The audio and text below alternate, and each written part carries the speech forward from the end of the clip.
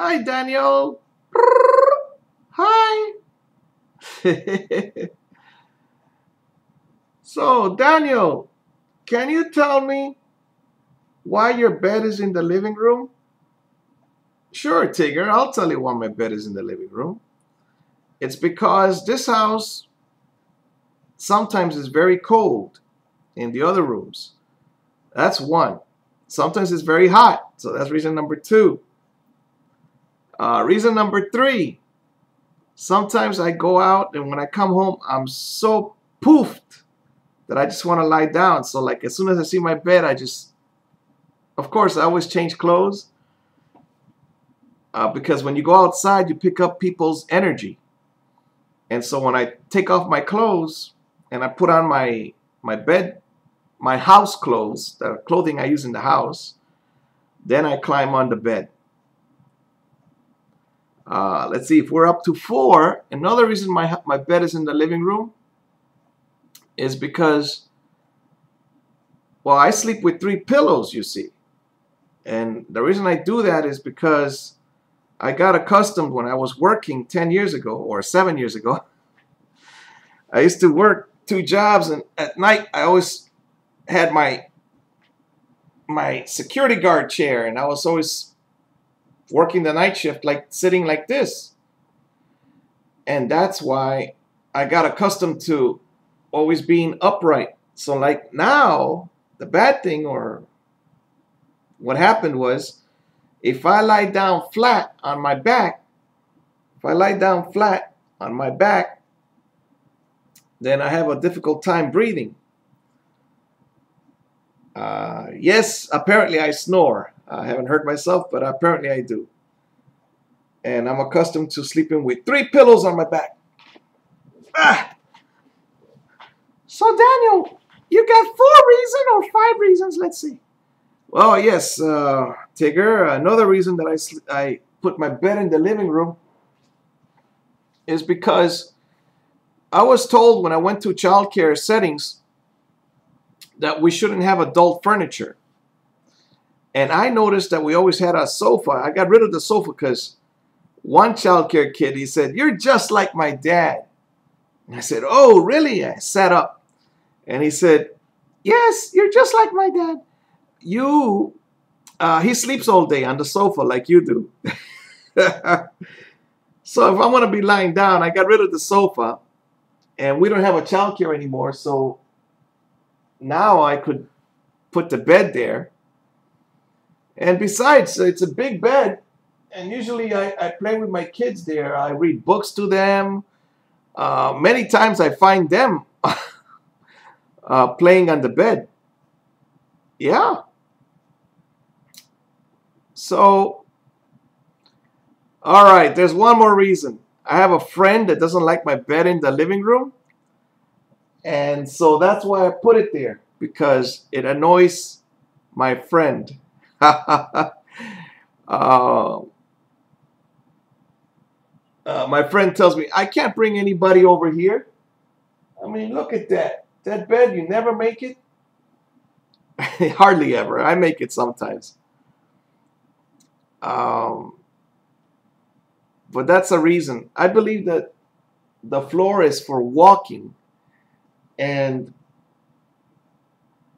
I always like everything in its place, right? That was my grandpa taught my mom, and my mom made sure she taught me that. The floor is for walking, not for putting things. And so that's why I have my bed where I want a Murphy bed, but when I said, I want a Murphy bed, sometimes you say things and people don't listen. And I said, I want a Murphy bed. I want a Murphy bed. Did anybody listen? No. Now are they listening? Well, I got their attention now. You see, my friend, is the one that has the money in this house. So if I say I want something, usually my friend says no. But now a Murphy bed would look very good. So I want a Murphy bed. Why do I want a Murphy bed? Because I want my bed in the living room. And then when I want to exercise, I want to put my bed away and then I can exercise. That's why I have my bed in the living room. Maybe 5, 6, 7 reasons. Daniel, can you tell me about the job that you had for 3 days when you worked at the hospital? Sure. When I moved up here, I applied at a hospital for $8 an hour.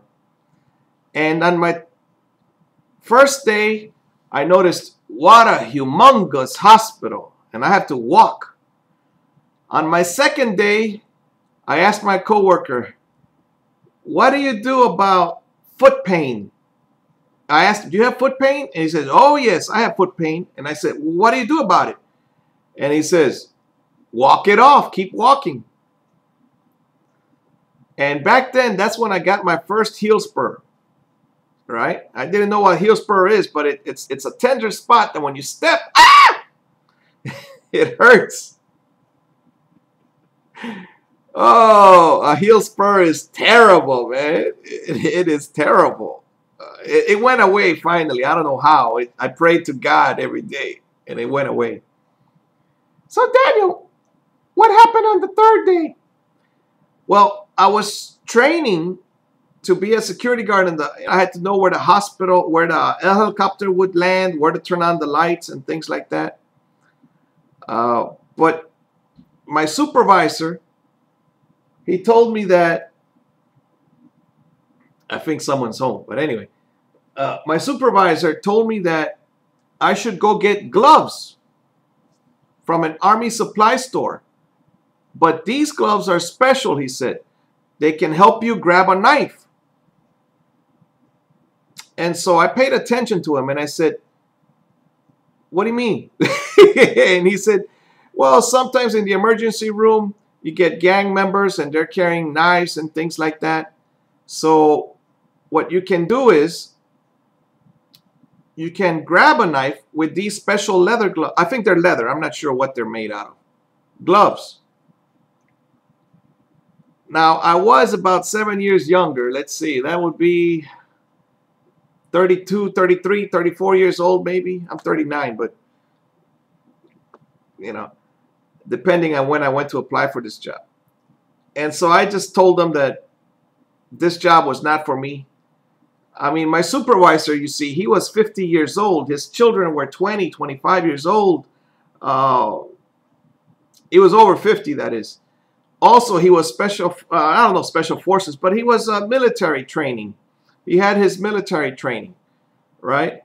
And also, he would get love from all of these beautiful nurses that would say, the coffee's ready. And he'd say, oh, great, great, great, you know. But number one, I don't drink coffee. Number two, I don't like being on the night shift. Number three, walking in a hospital with a heel spur is painful. Number four, I get my love from my family. I don't really get my love from my coworkers. Like, even if they're beautiful nurses, one of them had 4 dogs. I mean, I mean, the conversations were beautiful, right? These people were friendlier. Some of them were friendlier and so on. But number 6, if I'm there, is I'm not going to grab a knife. Yes, I only fight to protect my life and the life of others.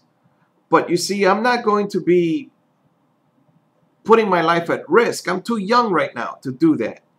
I have children that are under 25 years old, all right? Once they're over 25, maybe, but I'll go grab a knife or something at an emergency room as a security guard. But right now, I'm not going to put my life on the line when there are possibly other jobs available. It's just the way I think. I'm very important right now. I mean, who else is going to read to my children? Who else? Who else is going to take them to the park to play? Who else is going to be around them when... Who else is going to be around them to ward off the bullies? Right now that they're small, you know? Under 25, that is. And who else is going to help their brain grow? You see, Tigger, my grandpa told me, te faltan 10 años.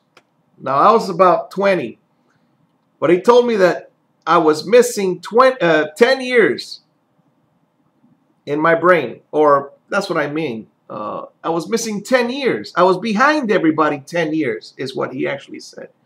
Well, what it means to me when I ponder about it. You see, even little kids, I remember at the elementary school, I was volunteering, right? Because they didn't know what to do with me. I'm a helicopter parent.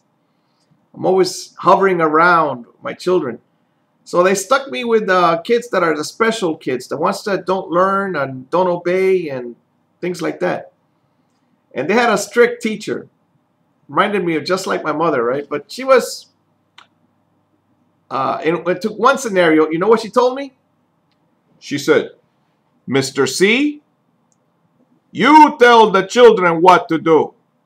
The children don't tell you what to do. Because, what do you mean, Daniel?